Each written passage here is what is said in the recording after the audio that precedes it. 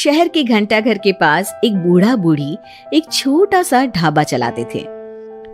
दोनों एक दूसरे का सहारा थे और किसी तरह अपना पेट पाल रहे थे, लेकिन महंगाई ने उनका जीना मुश्किल कर दिया था। आज सुबह से सिर्फ 2 ग्राहक आए हैं और शाम के 5 बज गए हैं। कुछ समझ में नहीं आ रहा कि क्या करें।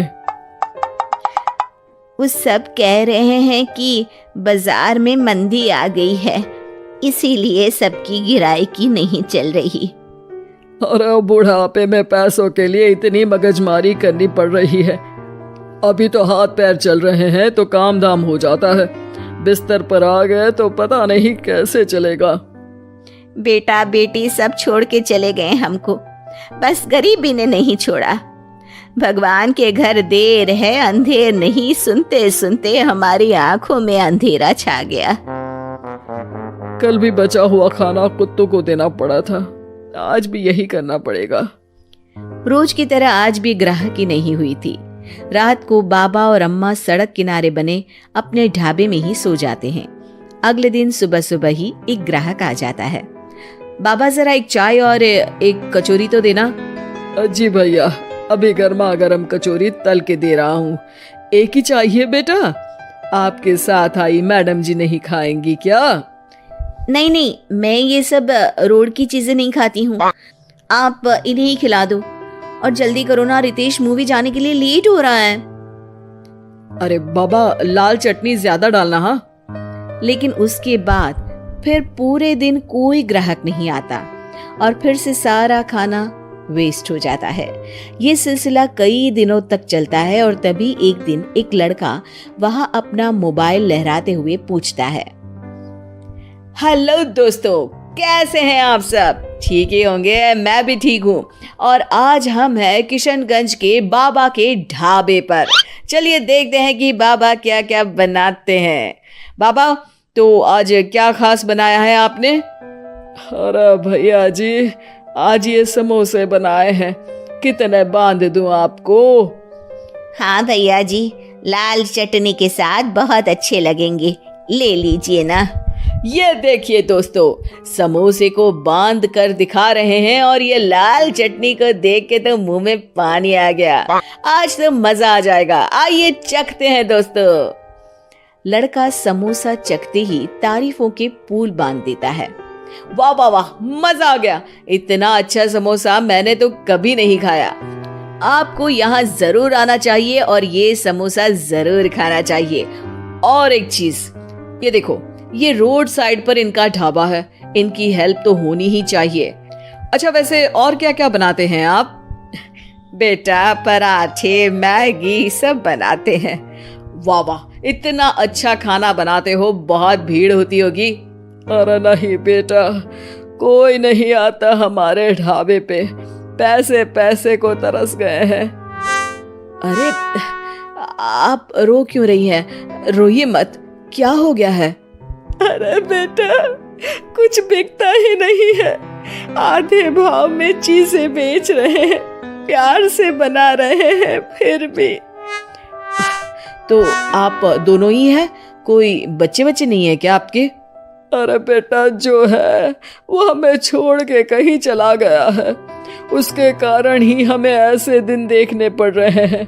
जो थोड़ा बहुत पैसा हमने इस ढाबे से बनाया था, वो सब लेकर भाग गया था। ओह, देखिए आप चिंता मत करिए, मैं आपका वीडियो सोशल मीडिया पर डालने वाला हूँ और फिर देखना कितनी जल्दी लोग आपकी मदद के लिए आगे आएंगे। वो लड़का अपने कैमरा से बाबा के ढाबे का वीडियो बनाता है और सोशल मीडिया पे शेयर कर देता है। वीडियो बहुत तेजी से वायरल हो जाता है और कुछ ही घंटों में वीडियो में दिए अकाउंट में करीब 1 लाख रुपए जमा हो जाते हैं। लड़का अगले दिन फिर ढाबे पे जाता है। बाबा, आप रोइए मत, पब्लिक ने आपका सारा दुख दूर कर दिया है, आपके खाते में 1 लाख रुपए आ गए हैं।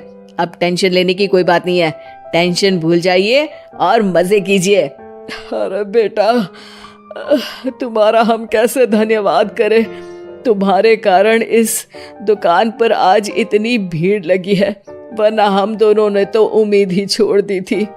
अरे जुग जुग जियो बेटा, तुमने आज एक गरीब का भला किया है। भगवान तुम्हें बहुत तरक्की देंगे। बाबा की कहानी सोशल मीडिया के बाद टीवी पर भी फेमस हो जाती है और टीवी पर बाबा का बेटा उनकी कहानी देख लेता है और उसकी नजर बाबा के खाते में आए रुपयों पर पड़ती है। 1 लाख रुपया, वो भी एक दिन में? अरे ऐसा ही चलता रहा तो ये दोनों तो करोड़पति हो जाएंगे और मैं ऐसा ही रह जाऊंगा। लगता है यही समय है इनके पास वापस जाने का। 2-3 इमोशनल डायलॉग चिपका दूंगा, दोनों मान जाएंगे। और ये देखकर बाबा का बेटा उनके पास वापस चला जाता है। अब बाबा मैं आ गया बाबा। अब मैं आ गया हूँ, आप चिंता मत कीजिए, मैं आपकी पूरी मदद करूंगा। अब तो मेरी आंखें खुल गई है बाबा। अरे बेटा, कितना याद करते थे तुझे मेरे लाल। अपने बूढ़े माँ बाप को छोड़ के अब कहीं मत जाना। अरे नहीं माँ, तब तो मेरी मजबूरी थी, लेकिन अब नहीं। मुझे माफ कर दीजिए माँ बाबूजी। बाबा काफी नरम दिल के इंसान थे और बेटे के आने की खुशी उनके लिए पैसों से कहीं ज्यादा होती है। वो अपने बेटे को माफ कर देते हैं। बेटा, हम तो कुछ साल में बचेंगे भी या नहीं कोई भरोसा नहीं, लेकिन तू मेहनत करके ये ढाबा चलाना, और इसलिए आज से मैं ये ढाबा और ये पैसे तेरे नाम करता हूँ। अब हमारी तो उम्र हो गई है, अब तू काम करना और हम घर बैठकर खाएंगे। ये कहकर बाबा सारा पैसा अपने बेटे को दे देते हैं और आराम से अपनी पत्नी को लेकर अपने पुराने घर चले जाते हैं। ढाबे पर काफी भीड़ बढ़ती है। कुछ दिन में ही बेटा काफी पैसे कमा लेता है। एक दिन जब व्लॉगर लड़का वहां पहुंचता है तो देखता है ढाबा बंद है। वो बाबा के पास जाता है। अरे बाबा, आपने अपना ढाबा क्यों बंद कर दिया? ढाबा बंद नहीं तो?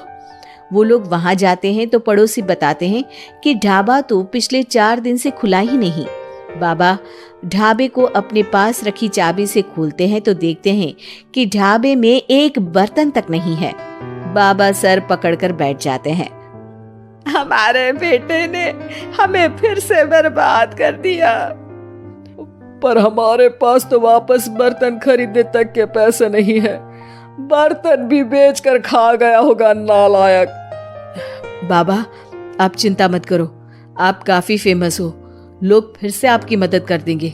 बस इस बार अपने बेटे को दूर रखना ढाबे से। अब की बार बाबा ढाबे पे एक बोर्ड लगवाते हैं जिस पर लिखा है सिर्फ बाबा का ढाबा।